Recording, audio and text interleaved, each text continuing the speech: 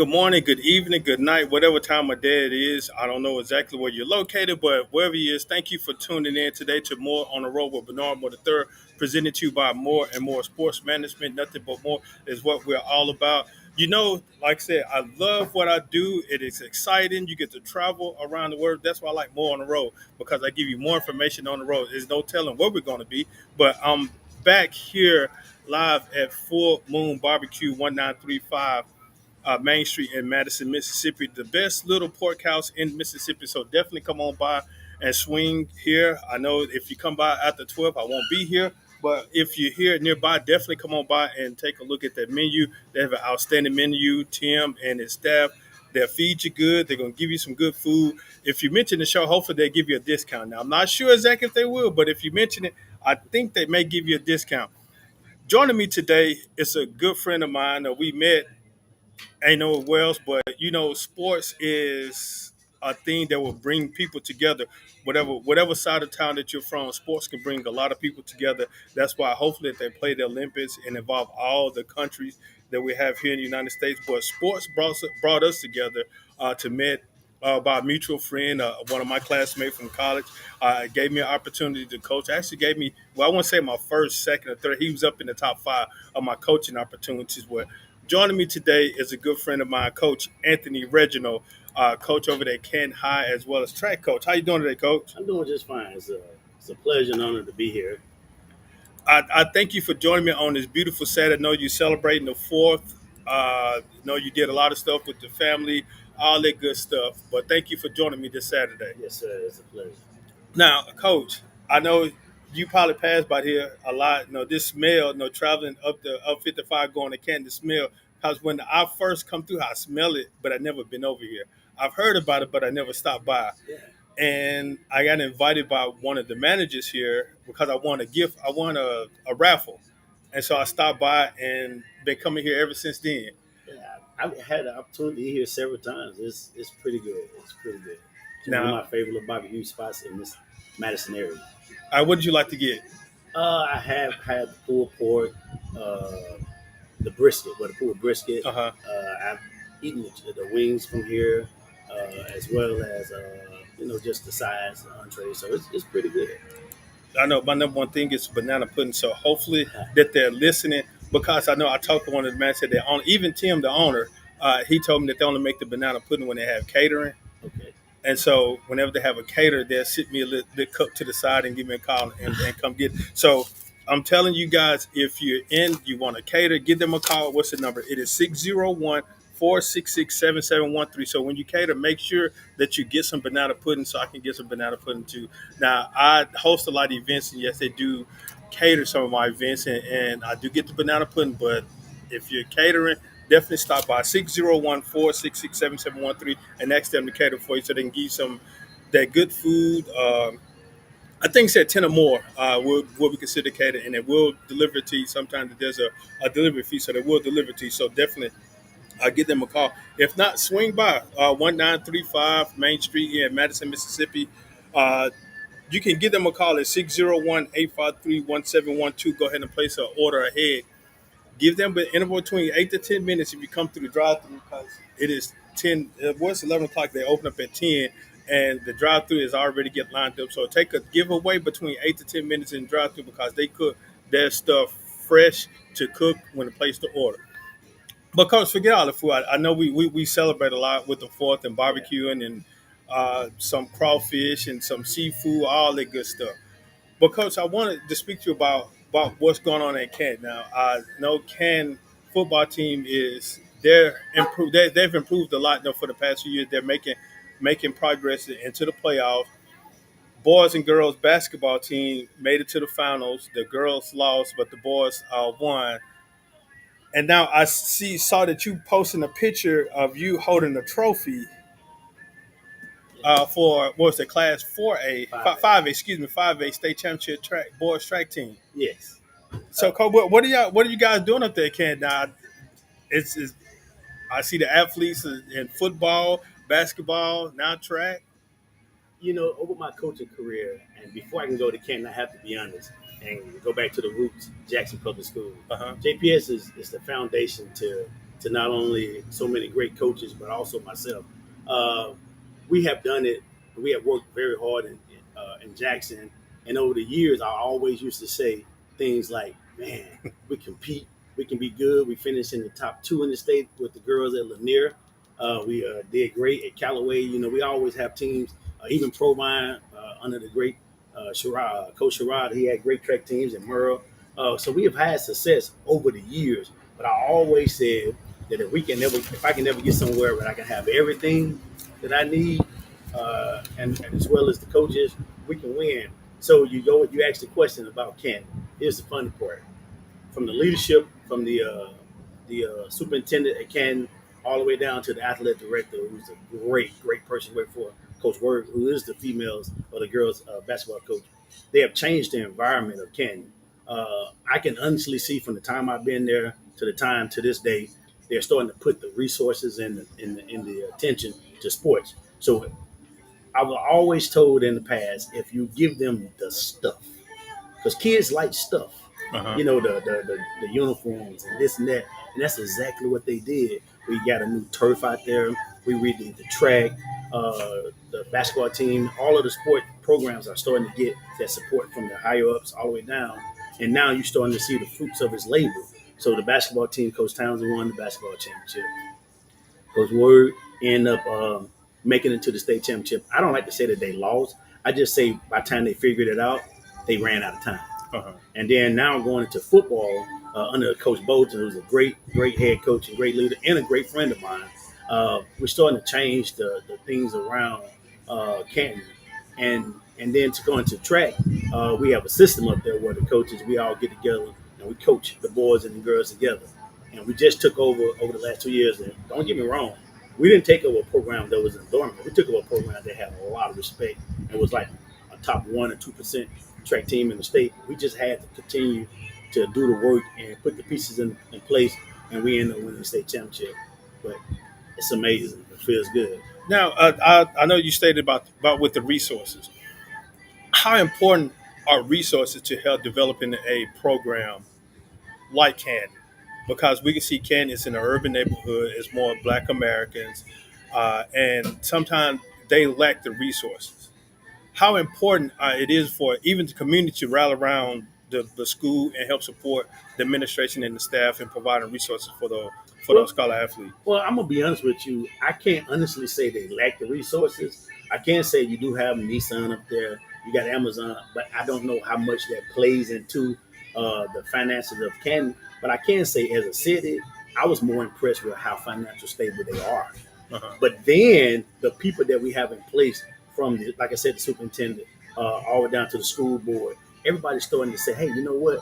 Let's put some resources behind these sports athletic programs. Let's make sure our kids get the best, like the math. You know, even though we Canada's in Madison County, we have our own school district. Yeah. So every school, that public school that's in Madison, falls under the Madison School District. Canton falls under the Canton Public School District. So we're able to say, okay, we want what's best for our kids, just like the surrounding area or the county that we're in. So now we on the same playing level, not if not better. And so that's the difference. That's why we're able to look a little different. Our kids are starting to walk a little different, and our kids are starting to say, "Hey, we belong." And so that swagger don't necessarily come from that, but it comes from the coaches as well as the stuff. I like to call it the stuff, Uh-huh. the new turf and the new track and the uniforms and things that make the kids look good, makes them feel good, makes them play good. Yeah, the old saying, feel good, look good, play good. That's And right. at the end, it's all good. Now, with the community, I know a lot of individuals from even from the city of Canton. Mm-hmm. I work with some, got still friends with a lot of them. When they talk about Canton High and the rich history tradition that Canton High has, the community is back there supporting. The community is there because even if you go zero and whatever, the community is still there to provide encouragement to those scholar athletes. Now, when you look at the production on the field compared to the production on the classroom now, are they balanced or is one above the other? You have to honestly say that Dr. Self, the principal, can she's a tough individual, and but she's all about those kids, and she's demanding the education part. And so it's crazy because I always felt like a smart football player. I always, when I talk to my kids, I say, "What are we trying to work on?" They'll say, "Football IQ." That's just the brains of the operation of the actual football. And so when you talk about football, you talk about the intelligent part. That comes from the education part. If you have a classroom full of educated people, then you can take those same people and put them on the football field, and then you have a football team full of educated players. But if your, I always feel like if your school is producing on an academic level, you have the potential and the greater chance of being a successful football team because you have kids that feel good about what they're doing, they understand, and everybody's on the same level. Everybody's in the same, pulling in the same direction to get the best out of the kids and want what's best for the kids. Now, in reference to that, now it's a I don't know where this stuff come from. I don't like it because I'm a former athlete myself. The dumb jock, and they mainly point at the football players and saying they're the dumb jock or the teachers help pass them along. But I played with guys that even in college played with guys that had 4.2s. They were through with their undergrad degree 3 years, and in their fourth year worked on a master's degree. My son, who is a student at as well, has a 4.2 or 4.5 GPA. Yeah. And so I'm trying to figure out what is it the dumb jock or a lot of the athletes know are passed along. Even a lot of the individuals like at the Ivy League schools, Yale and Harvard and Dartmouth and Princeton, they have to have a certain GPA to even to get admitted into them. Now, some of their skills are not up to par, but they still are successful in the classroom. Now, go back to the beginning question. How do you feel about when some people say the dumb job and then they mainly point at the football players? I think that most people do that because most football teams are your largest sports at the school. Yeah, So you have more people to have to maintain. So let's just say, for instance, you have a football team of 65 players. You only have a basketball team of maybe 15 players, a baseball team of 25 players, a track team maybe 25 or whatever. So, but when you're dealing with 65 kids, some of them can get lost in the wash. And a lot of times, the old stigma comes from back in the days where it was all about the sport and not necessarily about the education. So that was an old stigma. I believe that. But being around sports for roughly 20, 27, 28 years, I have saw a tremendous change in how athletes are being viewed now. And they're holding the athletes to a higher standard as far as, regular kid. You can be a regular kid and be a D student and just walk around and nobody, might not say anything to you. But if you're an athlete, you have to have a C average, which is, in most people's eyes good. But we always want the B and A. But I'm like you. I know kids on Canton football team that we don't never have to ask about grades because they take pride in it. And I also think that's something that needs to, that that I try to always talk about is I tell them what you put in it and what you get yeah, out of it. We talk about if you can't get the grades, then don't worry about D1 because you can't go. And I always tell them, there's nothing wrong with the systems that we have in school for JUCO, FCS, FBS. If you can go to school for free and get your education, that's all that matters. yeah. So I even speak that to my own kids, Jabari and Javon. I tell them all the time, uh, you don't want to be looked at as an idiot or a dummy. You want to be an intelligent person because, a CEO ain't going to give no idiot or no dummy the keys Yeah, to run his operation. He's going to look correct. for the intelligent people, the people that has the best in their class, or the people that stands out. So that's my challenge to not only my personal kids, but also the kids that I come in contact with coaching or whatever endeavors. Yeah. Now, man, working with scholar athletes and students being in the school system, and as well as your line profession. Now, you know that you have some of those smart kids. We know that they're intelligent. We look at them, it's like, man, this kid, he or she can pick up something and it learn it instantly, and some may have to struggle with it. Then you have those individuals, like I said, they know their stuff, but they do things opposite of what they're supposed to do to try to fit into that crowd. I don't want to be the smart kid. I don't want to be the one that complete the homework. I'm a homework. I don't want to be the one to make straight A. I want to be that borderline student that, hey, they're going to still view me as this cool guy, Yeah, they're cool kids. but I don't want to look at as we tag individual as a nerd. Yeah. How do you handle those two? And you see the potential in, but and you see that they're struggling, like, I know that's not you. I tell, I start at home. Jabari and Javon, I tell them, I said, hey, you guys are not thugs. You're not. You wasn't brought up that way, and but it doesn't. And I'm not. I'm just saying that because just using it as a figure of speech.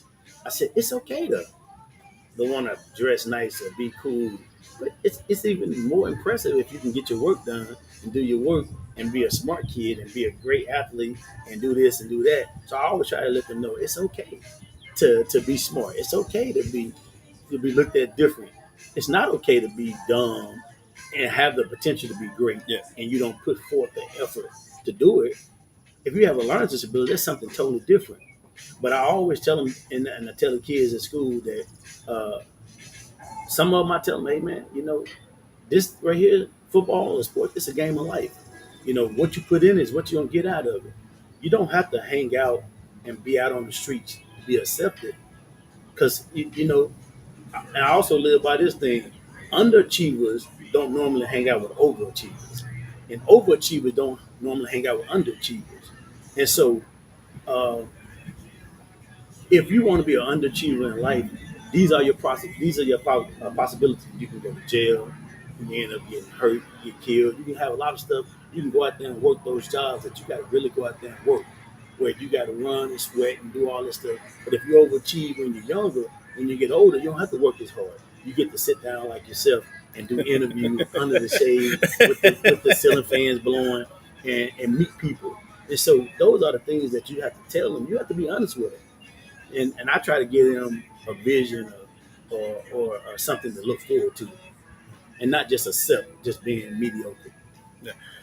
Again, this is More on the Road with Bernard Moore III, presented to you by More and More Sports Management. We're here live at Full Moon Barbecue, 1935 Main Street in Madison, Mississippi. Best little pork house in Mississippi. Definitely swing on by and get some. Again, business owners, people that want to throw parties, all the good stuff. Give that catering a call at 601-466-7713 and let them know that you heard it on More on the Road. Hopefully, they will give you a discount, or either I'll probably add an extra biscuit in there for you on my chart. But again, we're here talking with Coach Anthony Reginald about educated scholars. Sometimes they want to play the dumb role, but you can say, I guess those individuals like that, I guess they're preparing themselves for an acting role because they have the ability to do the work, but they just want to stay on that side. I was like, why? I know even growing up in school, when I was in high school, me and my teammates, we were very, very close with teammates, and the closest of the team that definitely builds success. We was very competitive. I know some people ask me about the team, I'm gonna kind of jump around, ask me about the team, how's the team gonna look like? Oh, I saw them practice, or they were busting heads, they're doing that. Yeah, that's locker room ego, no locker room chatter. We'll know the first game, but my high school teammates, my class, the class of 1998 at Forest Hill, we was competitive in everything. We was competitive in our schoolwork. We was competitive in who's gonna get the class faster. We was competitive about even especially video games. That's when, and now I'm kind of upset at these schools. Now they got the esports stuff. I wish they would have had that when I was in school. Yeah, We after the games now we didn't go out hang out and college bro. We was at somebody's house playing Game Breaker, playing NCAA or playing Madden. We was competitive in everything, but it also translates to on the field because we was the ones like who's gonna get the most tackles this game, who's gonna get the most intercept, who's gonna do X, Y, Z. Do you see that in today's athlete right now, competitive against each other, teammates to help each other better? you have some Uh huh. that are like that. As a whole, maybe not. And I can say as of lately, uh, I can see the ones who stand out compared to the ones that doesn't. Let me go back to a few years back. I was on the Callaway coaching staff that had some dudes. They had some dudes. Yeah, they'll When, say that. when I say we had some dudes, we had some dudes. One of them being Malik Heat, who's not in the NFL. Malik Heat was a younger kid compared to some of the older guys like your Harold Blackman, your Yeah. Emmanuel Dabney, and Markel Gladney, and Wayne Pickett, and Chubbs. As far as in the secondary, they used to push one another out the way and line Malik Heat up and go after him every day. We had some great receivers. Later on, come up Gay Rogers, went on to play for Memphis, University of Memphis. Just name a couple of them. We had a bunch of them. We talking about in that particular instance. I remember one day, me and Darius Brown, we call him Boone, Coach Boone, he was the head coach. He stood there, he said, man, that kid right there got potential to go to the NFL. I looked at it from a different perspective. I said, yeah, he's being challenged by four of the best DBs in the state. You know, they all probably was in the top 10 in the state, and they went after him day and day and day. But they were so competitive that they wanted to be the one that shut down Malik. And Malik used to get sometimes ball knocked out, catch the ball, get up, they holler and scream at him, treating them like the big bullies of the brother. But they didn't realize they all went on to college. They all played Division I football. They all started young in their program. Markel Gladney started as a true freshman at Jackson State. Yeah, I remember him Matter of in a fact, black Tony man. Hughes, I was on the field, took the picture. He was the first kid that he offered in that camp.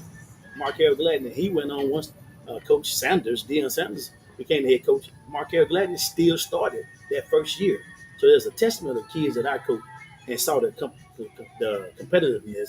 So when you ask that question, I always think back to that group. Then I go on to where I'm at now at Candy.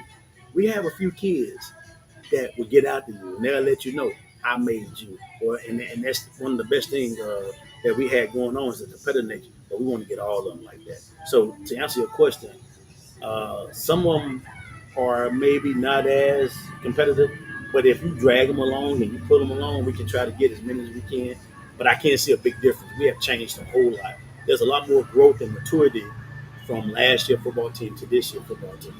I'm glad you said the growth and maturity. Now, how important is that for, especially the young athlete? Some people say I hate it, but I understand it when they say, "Oh, he's young, that's why he's acting like that." Or if he's successful, oh, he's going to be a young sensation. I kind of like said, well, no, just let that athlete grow. Yeah, some may have an early peak at the point, but hopefully, no, just continue to mold that so that they can be the best, so they won't slack off. Some kids, it's just take the athletic part out of it. Just look at them as kids, as humans. Some people are more Yes. than others, and some that might have better skill set, but they could be more immature. And you have some that might have less skill set, but they can be way more mature. But they lack of skill set keeps them off the field because you still want to do what?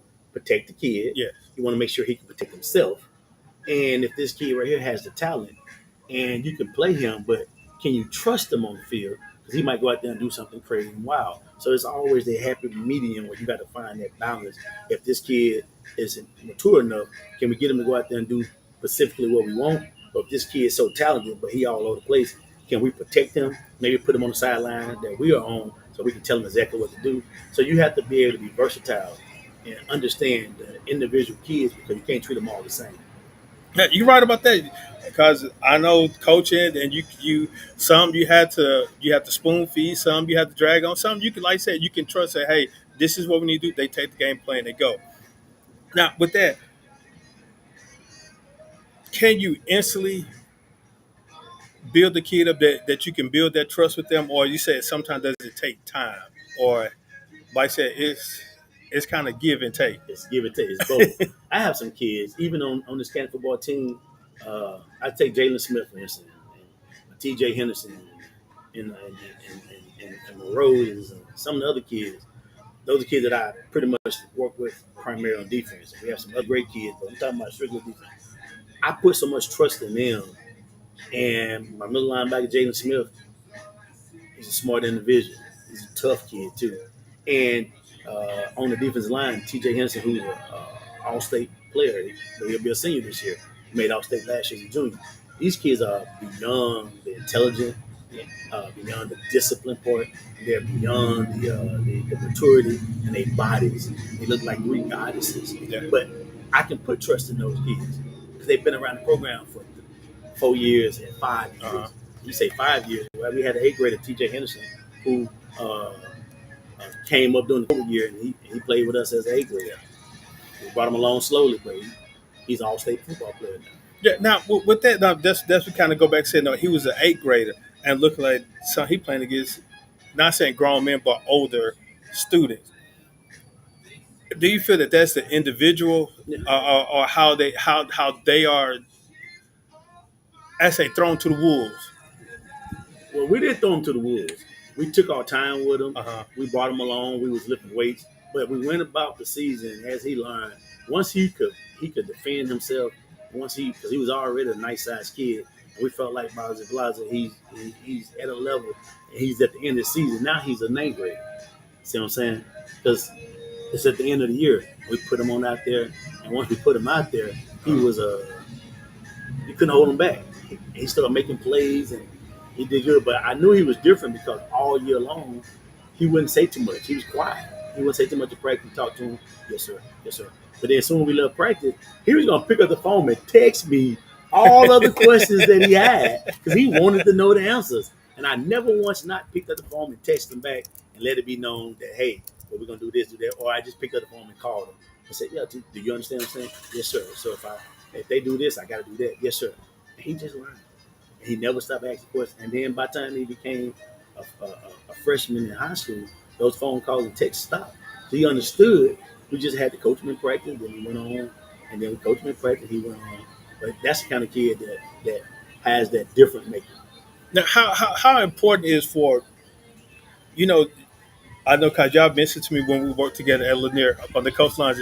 You have your game your Friday night light players, your practice players, and then ones that don't want to do anything. Ooh, How important is it for the teaching aspect in practice to really focus on progression? Because I know preseason you want to focus on fundamental, get everybody fundamentally sound, but once the season starts, you want to start teaching game plan, game strategies, how you're going to accomplish the goal. How important is it in practice? that is an amazing question. I feel like I've always been honest with my kids. I tell them straight up, hey man, we're doing this, that to get to this point so that we can get to this and get to that. I feel like if they understand why you're doing what you're doing and the reason for doing it, they'll be willing to do it. I also tell young coaches, well, I tell you what, one of my better friends, a coach with me now, Candy, I try to take him everywhere I go. He was at program, I stole him in Callaway. When I left Callaway and Candy, I brought him to Candy with me. Jonathan Harris. He's my frat brother, my brother. I love that guy to death. I tell him all the time, sometimes you have to coach your coaches, your young Yeah. coaches. And he is a professional when it comes down to coaching. So one of the things he struggled with was he looked at, because he was a younger guy, that having to try to get other coaches to do the same thing he wanted. And I had to tell him, I said, Coach, everybody's not going to beat you because you're a perfectionist.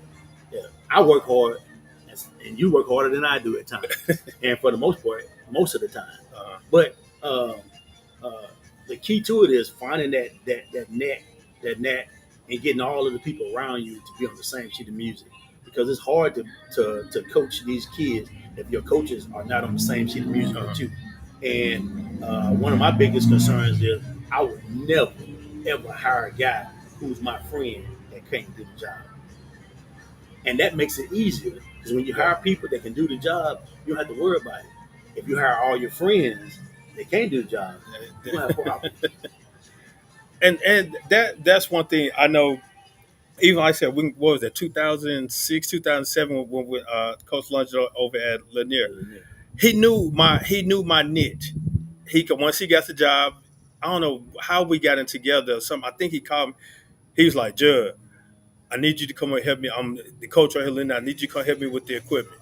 He knew that's what I knew because Did that's at how we Jackson met. State. Because at Jackson State, because that's where I was taught equipment. Not saying that I couldn't coach, but that was my thing, and he saw how I operated because I learned up under the late Robert Hughes, who the judge people know about the judge. Don't he?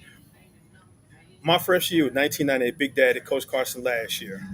He showed me how to do things. And then once he became the head coach, with me just being just a sophomore, he couldn't hand it over because I was still a student. So he gave it to one of the assistant coaches, Coach Darren Asbury. And Coach Asbury, I kind of feel that he didn't want to deal with it. He called me to the office. He's like, Judd, you know how to do this stuff. He said, I want you to take care of everything. Go ahead and handle all the equipment. Coach Hughes taught you not. And he just handed me, said, Hunt, you know what to do. I took care of everything. And the only thing he did was just drove the truck to the game. But Coach Longino, go back to Coach Longino, he knew that I knew equipment because how I was taught and how I was brought. He said, "Huh, I want you to come here and handle the equipment." And so he, now he said he probably know I didn't know how to coach. He probably know I know X and O. He said I know he know equipment. But that was my aspiration to be a coach because we was in the same program. And he hit my starting point. So and I thank him for that. And he told me, he was like, Judge, no, hit the equipment room. I looked at it, it was a big mess. And I went in and I revamped it. And it kind of surprised me. He's like, man, no, this is one time you brought this, see what you're doing. And I haven't been over there in a while, so I'm gonna go over there and see if it's still the same. But but I know, like I said, State, no, he knew what my niche was, and he brought me into help with that, and that's how we were introduced. But I always remember though, after we left, and you said something to one of your players. I don't know if it was during the spring or during the season. You called us all together. It stuck with me. He said, "I want to coach everywhere," and I think one of the players like, "Coach, what are you talking about? You can't coach everywhere. You coach everywhere." And I'm kind of paraphrasing. I may miss some stuff. He said, that I know I can't coach. I can't be everywhere. But what I'm teaching you all, I want y'all to travel around the world and remember the things that I taught y'all. I was like, man, that's something. And that stuck with me. Let me let me tell you something. You just put chills on my body. I I tell people all the time, I do this, and my reward is the aftermath I get from Yeah. all the kids. Out of all the kids that I ever coach, I say 98 to 99% of the kids still love me to this day. Yeah. It's probably 1% out there be like, I can't stand Stand. Coach Ray because the standards were the standards. Yeah. You call me early in the week or this past weekend and invited me to the show. I accepted it. I was grateful. I was like, all right. A few days ago, a great friend of mine, Antoine Cash, who played in the NFL, Yeah. uh, who I just have the ultimate respect for, he called me about 8 something in the morning. He said, Coach, keep doing what you're doing. I said, okay, I'm out there patrolling in the streets of Jackson. Well, what do you mean? He said, Coach, I came across a kid that you coached at Callaway. He went out, had a different journey, he left, went to another school, blah, blah.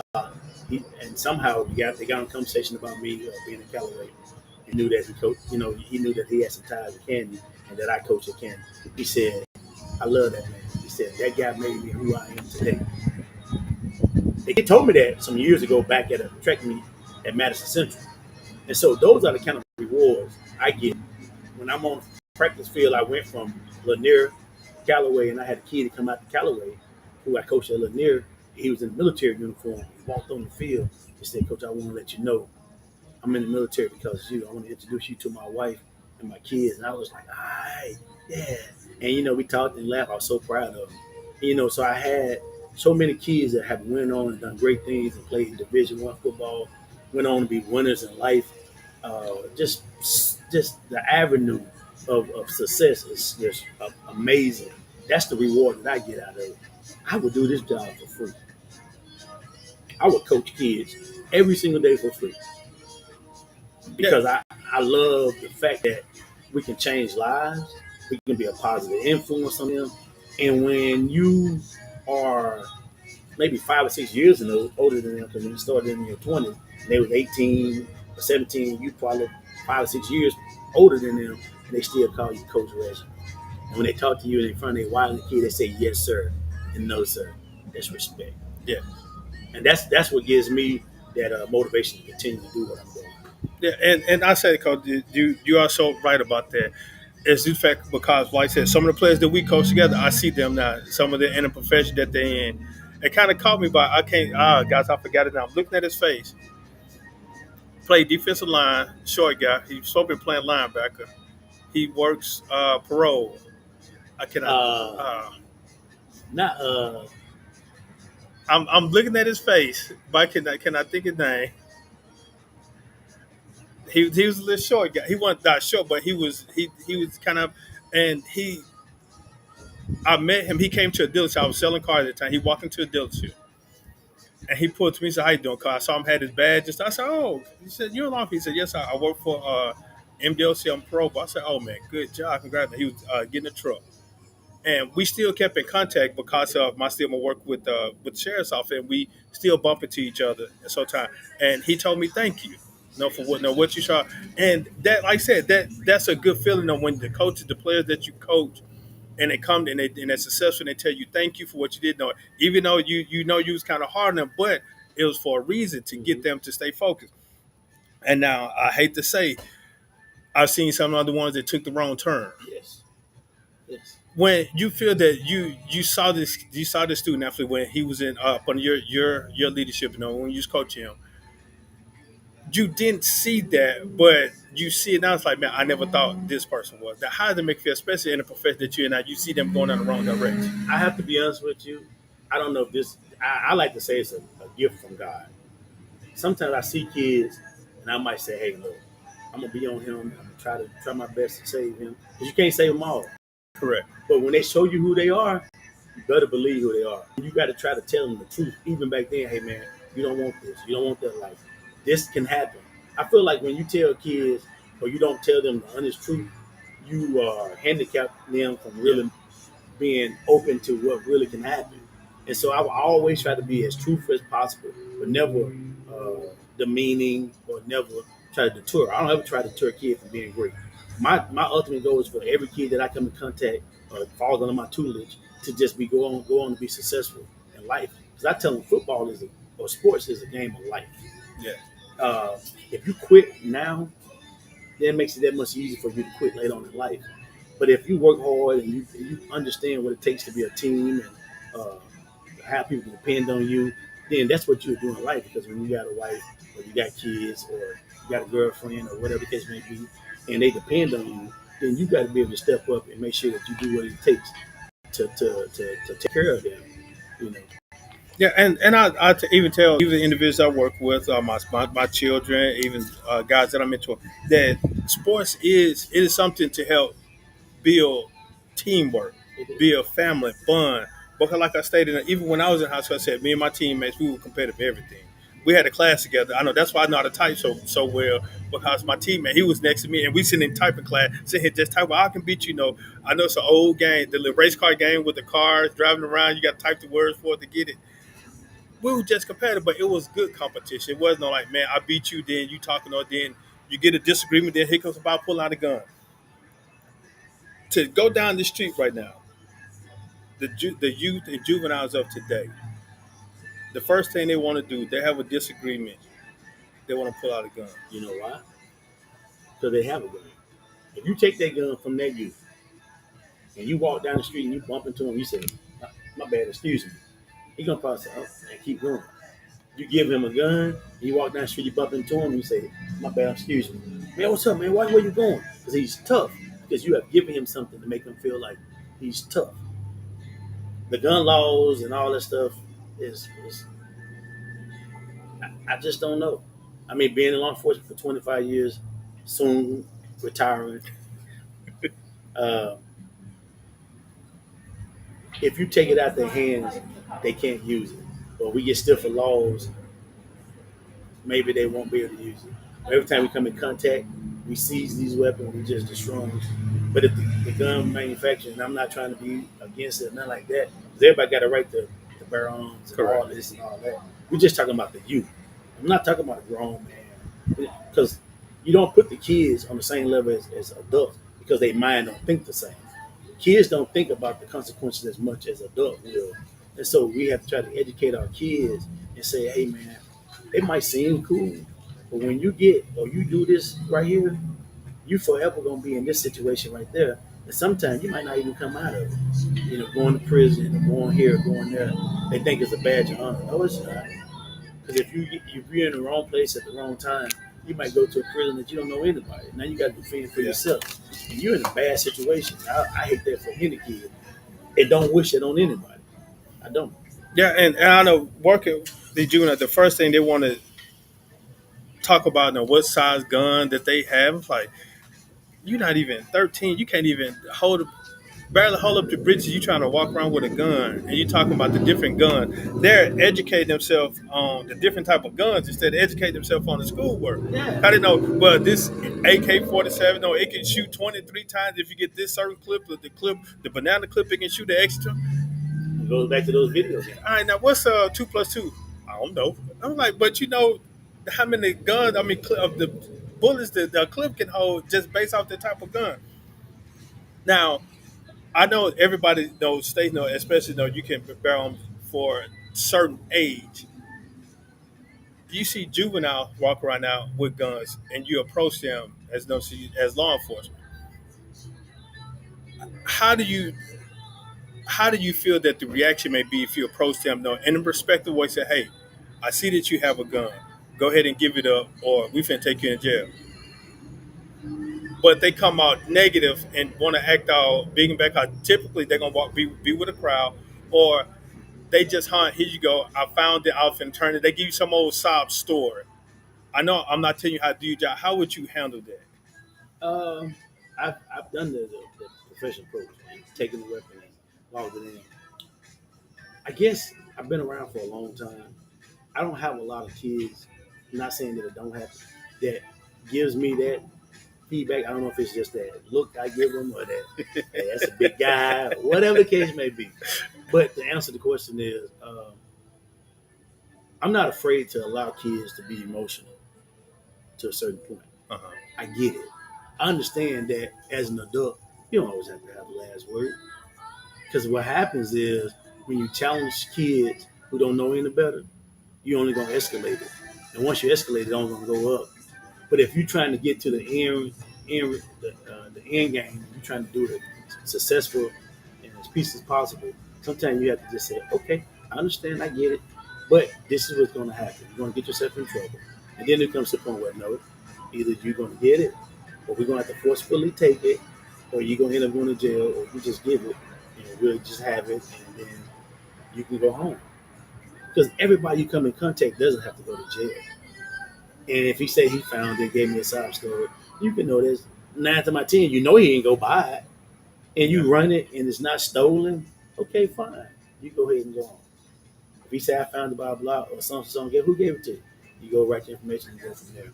So sometimes you build trust by being a little bit more lenient. But at the same token, if it's stolen and he matched the description of somebody who possibly did it, because you work with the area and you know you're looking for these kids, then you gotta do your job. But if it's a situation where you can kind of smooth it out, the end result is you're gonna get that way. That particular Yeah, like I said, one step is it for community trust, like in law enforcement, even trust community trust within the school system, dealing with coaches and dealing with kids, because you don't know. Some student athletes, the environment that they come from, some kind of shelter way and try to block it. How important is it to build that trust so that you can definitely build a relationship with that student athlete or even in the community? transparency. I be transparent. I tell I'm that coach that's gonna pick up the phone and call your mama, or call your daddy, or call your grandma and say, "Hey, little son, so did this. I want you to know." Because you got to put the onus on who? Back on them. Yes. But we're gonna address it like this, blah blah. I give kids rides. If I give them a ride, hey, call your mom and let them know. Hey, because if they out there and they walking or whatever, I'd rather be the responsible person. But it's gonna be transparent. It's Yeah. gonna be, hey, in this climate, there are so many things you can do.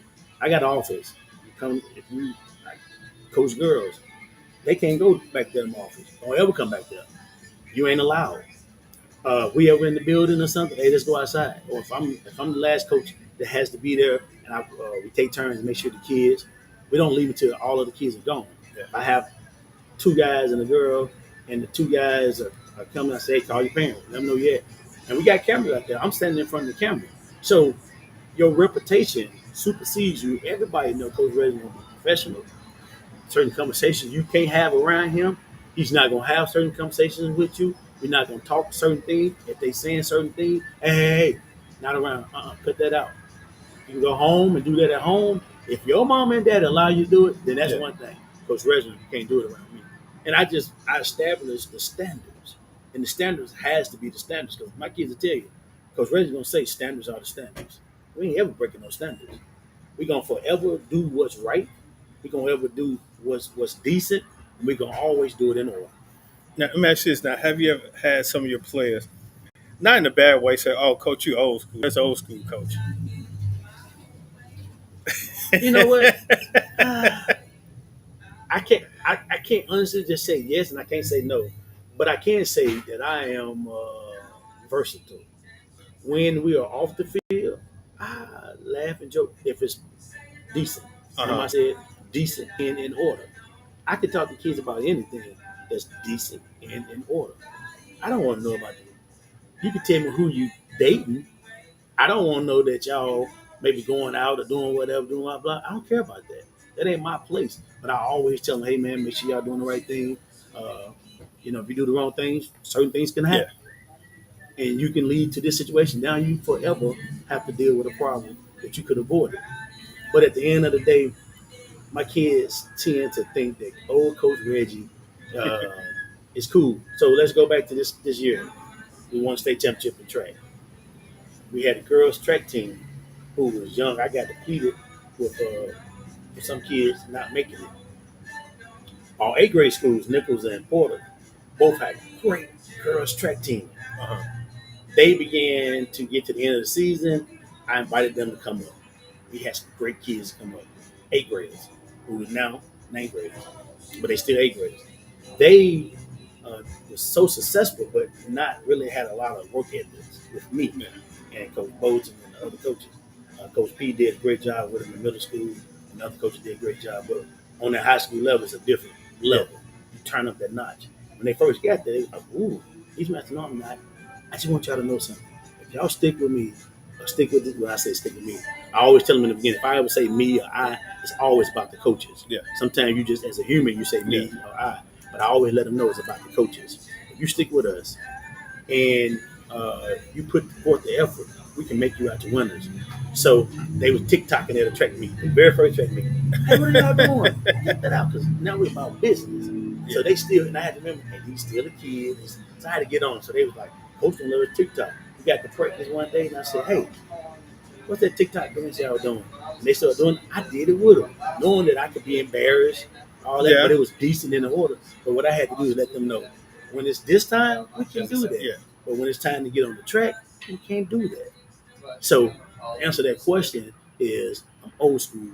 I'm this because the standards are the standards. But when we're away from the actual competitiveness, then we can let our hair down a little bit. Oh, Coach Reggie got long hair, believe it or not. And I let my hair down, and we have a good time, and but as long as it's decent and in order. We got you, Coach. Yes, sir. Man, well, I want to share some information with my viewers. All right. Well, you know that we're part of Talking Sports Live every Wednesday here at Full Moon Barbecue. We got some exciting news that August the 4th, we're going to be tuned in on the Lou. So definitely tune in August 4th to the Lou. Either join us here every Wednesday from 6 to 7 as we talk sports and all that good laughs and stuff at Full Moon Barbecue 1935 Main Street. Like I said, I definitely want to give them thanks for allowing me to come here at Full Moon, 1935 Main Street here in Madison, Mississippi.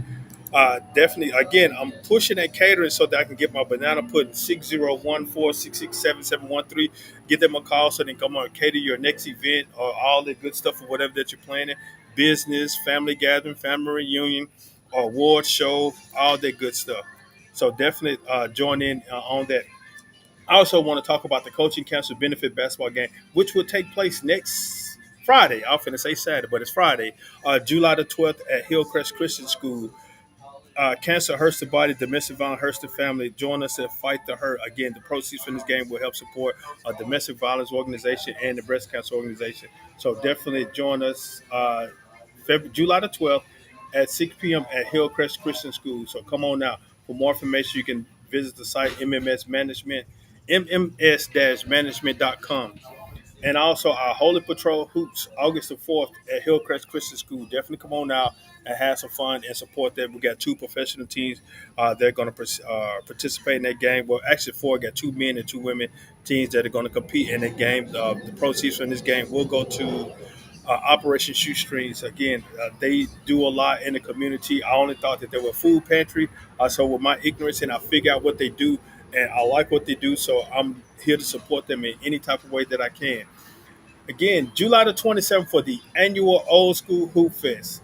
My former Bailey Magnet Knights, Forest Hill Rebel Patriots, Lanier Bulldogs, Provine Rams, Callaway Chargers, Jim Hill Tigers, Murrah Mustangs, and Wingfield Falcons definitely come on out to our annual old school Hoop Fest game. Will take place July the 27th at Lanier High School. It is free admission, but we are seeking donations. Again, proceeds from this game. I got excuse. Yes, we are outside on the balcony at full moon. The proceeds from this game will go to JPS Athletic to help the athletic department to provide resources to our scholar athletes. Like we stated earlier, if they have the resources, we can definitely produce a lot of great quality athletes. But we are still doing it with the resource that they have, but definitely will feel better to have more. So definitely tune in, join us July the 27th at Lanier High School. For more information, again, you can visit the website. Again, we're here at Full Moon Barbecue, 1935 Main Street here in Madison, Mississippi, talking with my good friend, Coach Reginald, talking about sports and life and all that good stuff. Coach, but before I get out of here now, I know, like I said, you have your hands directly on a lot of youth in the community, whether it's from Jackson, Hines County, or Madison County, or Rankin County.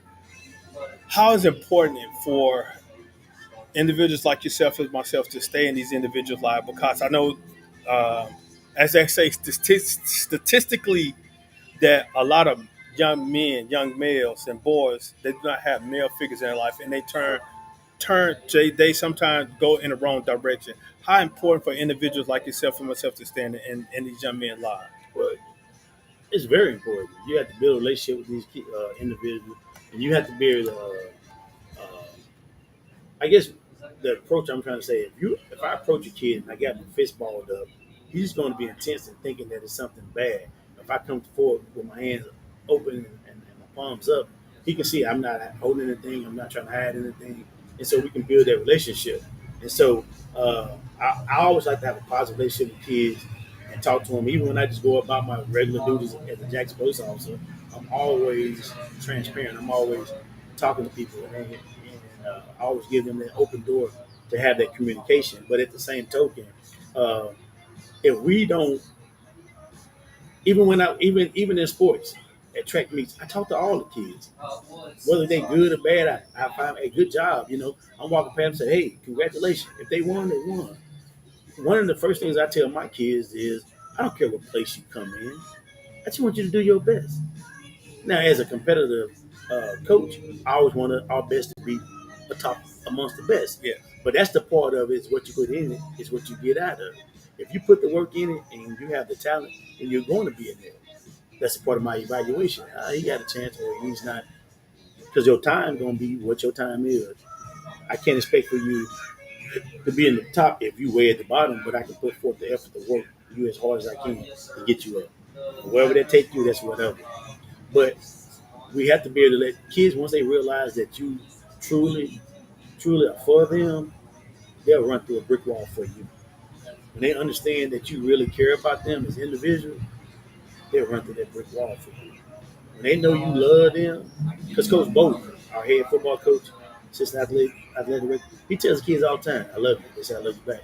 Now our kids in the Canton sport arena, it's nothing for one of those male kids to say, "I love you." I said, "I love you back." Sometimes we used to be the ones to tell them first. Now they're the ones to tell us first. We took kids all over this summer. We got buses. We took them to Ole Miss, Mississippi State, USM. Some went to the Jackson State camp. And every time we got back, the kids would say stuff like, "Coach, thank you for taking us on this trip. We love you, Coach. Love you, Coach." Oh, yeah. That's what it's all about, building those relationships. And it's important. And if we can close the gap and have more people that's in a leadership position, whether it's law enforcement or coaches, uh, hold ourselves to a higher standard, and not only have to be your kids, but any kids that do sports, I always let them know, hey, it's okay to be great. It's okay to go out there and put forth effort. It's okay to be smart. I think that we can help the community as a whole by doing that. yeah. Now with that, now I know traditionally males are, like I said, males should not cry. Males should not really express their emotional feeling. That's their sensitive side. A young man comes to him and say, "Hey, coach, I love you." I said, "I love you back." What is something that we can definitely break that barrier, because we still it's still a barrier in front of some of our male athletes that is kind of hard to like I said build. I mean, not saying build, but feel comfortable on telling another coach, I say another guy or male, hey, I love you. Now, even though some of the homes, like I said, they do not have a male figure, or they may have an older brother or younger brother, but it's majority of the mothers that are raising the child. I hate saying that though, but that's just how. And looking at the dynamics, that's how it is. It's true. What is something that we can definitely break that mold, that barrier, and say, hey man, no, it's okay to tell your coach that you love them, another male that you love, if you really truly have respect for them. Because we use that L word for a lot, because some people use it just try to get over. Some people use it because they really have that emotional feeling towards the individual. Some people just use just, hey, I said, now go ahead and get on out my face.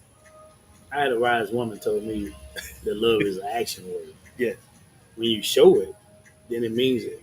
And a lot of times, you can love someone. I mean, you in love with the person. I'm not talking about anybody in particular. I'm just using an example. Like, so you're talking about kids. You say, "Hey, I love you." Don't mean that I want to be in love with you. yeah, It just means that I'm proud of you. It's an emotional word that you can tie it to. My father, Benny Reginald, man, he led by example. He showed what it was like to be loved as a child. Because I have kids. I mean, I have friends who's my age. I have people that also uh, that I've been around kids who said they went to bed hungry. Well, I can't look you in your face and tell you that I know what that feels like because I don't. And so my dad was an example of taking care of the house, taking care of the home. And I learned from the best. Not only my father, but my mother. But we're talking about males. My dad, he showed us, and probably never really said it. I love you, I love you. But when we said it as we got older, it was in return. But as a child, my dad would walk around telling us, "I love you, I love you." But we knew without a doubt our dad loved us every day. He cooking hamburgers, he doing this, he spent time, he went places. It was. I grew up in a two-parent home. I don't know what it feels like not to be loved, you know. But uh, as time goes on and the world changes, some things became more acceptable. So my dad came from the old school, where you just brush your butt, you work hard, you left it out there. And now we are part of this new school era where everything is about what you say, not necessarily about what you do. And sometimes you have to reinform the kids that, hey man, we do love you. So come back over here. And you ain't got to go over there and get that fake love and do bad things because we want you to do great things. So the time change. yeah. It And the definitely, approach. because I know, especially when my son, when they were very young, elementary, I tell them, "Love you, dad. I love you too, dad." But now as they get older, in high school, middle school, soon they get caught, "Love you, dude. Love you, do that." They stop moaning upon it. But it's like, man, what's wrong? Because sometimes you set an example, because like you stated, some people do not have that, and if they see that, they're gonna try to gravitate towards that. It's like, man, no, how does that feel? And it's opening up a door or avenue to, because that child may need to see that, because that child may be on a verge of doing something that can hurt, harm them or somebody else, but they need to hit it that somebody still care. Hey, I love you. Or they see love, like, man, no, I want to try to feel. Or either they come to you like, hey, coach. Now I say, I don't need. They don't need. Not even just your athletes. You walking the hallway and tell one guy, hey, love you. Do want to play? Say, hey, love you, coach. Love you too. And a student just sees that, and they see how that student actually reacts to it. How he interacts with everybody else. And that player, I mean, that student may be on the verge of doing something wrong, but they see that and they come to you, coach. I need help. Coach, I need help, coach. I need help with this. And some of us are so ashamed to go talk to somebody about the problem that we face. And then, like I said, it's also that trust, because of we are a gospel. I mean, not gospel, a gossip type of environment right now. If I tell you something, they gonna know it soon. But I share that and comfort child with you. How do we continue to try to build trust with those students? Not even say we really don't have our hands on them, but if we're in the building, they still see us as somebody that I can go talk to. How do we continue to remove that stigma and build that trust with the ones that we don't have our hands on? Well, that's hard. That's hard to just put in words. But I say this. I always go back to my root of who I am. Standards are the standards. I can take a bag of sunflower seeds, and I'm eating sunflower seeds. If Kids walk up to me and say, "Coach, give me some sunflower." I said, "Let me have some." I said, "No." We're on the practice field. I said, "No." "Oh, coach, you being still?" "No, I'm not." I said, "If I don't have enough to share with every kid out here, I'm not gonna give you any." Yeah. I said, "But if you ever came to me and we in my office and we talking about something going over and I got sunflower seed, coach, I get some sunflower seed." I said, "Yeah." And you grab them, you put them in your mouth, and then you walk out that room. The first thing you say, "Coach, Ray, give me sunflower seed." I said, "You'll never get any anymore because I don't have enough for everybody." But we was in an environment where we was looking at film and we only had a group of kids. Okay, fine, I can share it with this group. Or if I ever took you somewhere on a camp or whatever, and it's 3 or 4 of y'all, I ain't gonna ever put you in my truck and I treat you like you're my own kids. And I don't care who you are. Yeah. And you can be the best athlete on the team or the worst athlete. I'm just using it as an example. If you need a ride home, coach, can I get a ride home? I don't even know your name, but I ain't gonna tell you that. I said, "Sure. Where you stay at?" "Your mama know you finna come on, whatever," and I take mom. "All right, mom, finna bring home." And the worst thing you can do is turn to them and say, "Hey, what's your name?" Because you might make them feel bad. Yeah. But later on, the next day, say, "Hey, what's your name?" He say, "I'm Johnny." "Okay, Johnny. All right." I I So, I I so, get you. so Johnny got to feel love too. Yeah. I tell about it. I said I meet so many people, I forget names. If I'm not constantly interacting with, I forget names. Yeah, yeah. I know, coach. I'm telling even. I said I'm a coach over the hill, Chris. I'm the junior varsity boys Okay. basketball coach, and I assist with the basketball team. And some of the other players and the girls, especially the girl, they'll speak. Hey, how you doing? Hey, coach. Hey, man, I can't remember her name for nothing. But that's part of life that we interact with so many people. Well, coach, man, I really appreciate your time for joining me this Saturday, coach. It's been a pleasure. Now, I know we must do this again. Like I told Coach Fair, I said one of our mutual friends, I told Coach Fair, we definitely must do this again, but it's going to be in a larger environment because I got something I'm trying to put together right now. Okay. But we definitely would know about it. Coach, is there anything else that you would definitely like to share? No words of encouragement to the listeners and followers about Can? I like to say this. Earlier, you talked about the community. Canton has always been known as a basketball community, and Yeah, people get excited about the trade. We want everything. We want soccer. We want baseball. We want football. We want everything about Canton to be great. And I can only speak for the if you have excited to come out, you're gonna miss out on some good stuff. I'm putting it out there in the atmosphere. I'm there in the whole state of Mississippi. We're coming. We're coming. the Tigers are coming. So I'm trying to put that pressure on not only on me, but as a kid. We have had a great off season, worked hard. The kids are really buying into what we're doing. And I'm not gonna see and promise no state championship, but I can tell you that we got potential to be a very good football team. And whether we lose every game and we lose by 1 point, we still had potential to be a great football team. The difference is what we put in is what we're gonna get out of it. Yeah, If we put the work in, continue to put the work in, and it starts with the coaches. If we commit as a coach staff like we have, yeah, and we've been doing, I challenge all of us, including my head coach. I challenge him all the time. Hey, do more. I be going around. I'm the guy because I have that military experience and that retired military. So I'm the one that and I want to add one more person in this. Coach Carl Roberts, Big C. He's over there and he love it. He's a great mentor, coach at Jackson State. Man, I love that guy so much, man. He's just a blessing to be around. He'll forget more football than we all know, but he has given his approval to me plenty of time. And you just don't know what that feels like when you man. get a pat on the back from Carl Roberts, Big C. Man, that's awesome. Man, speaking of Big C, I was there at Jackson when he was there. I can walk around and have uh in so many in layman's terms, I could have a horrible day, Yeah. and he gonna come. I'm gonna walk because his office was not the first. It was kind of the first one, and you had to pass his Man, see office to it get all. down his office. His desk was pointed right at the door, and if he saw you, he's gonna call you and he's gonna say something. He's gonna give you some encouraging words, like you stated before that you have built a relationship with players, and some of them will run through a brick wall for you. He's one of those coaches. Yeah, he He definitely would is.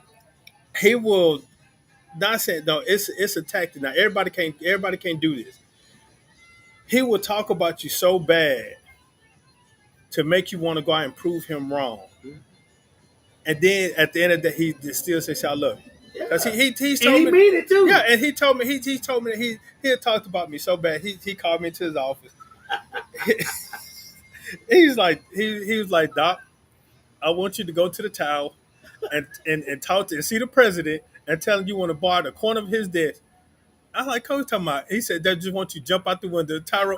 And it's funny, but and then it tell me that he provided encouraging work because he's helped me out a whole lot. I can say he got me to the league, not as a player, but got me to the league as a worker. Yeah. It was because of him, and he put his trust in me because I was like, Coach, why you got me doing all this stuff? He's like, well, Doc, you about the only one I can trust and feel that you'll get the job done and doing what you do. I was like, well, I really appreciate that. And I said, I still love him. I need to sit down and talk with him too, but I know he probably gonna cuss me out there. But it was very interesting. But again, Coach Fletcher, man, appreciate your time, man. Now, as we all close, now it's time for us to go out. Now, Tim done offered us some food, so now time to give me some barbecue right now. But you know how we ready to end out this, man. Thank you guys for tuning in. I'll see you guys next week. I ain't no telling what I'm gonna be. Hold on, what's it? That's the 20th. Now that's the 13th. Ah man, so I got something I got to do, but we're gonna be somewhere. But much love to you guys. 1 + 1 = deuces.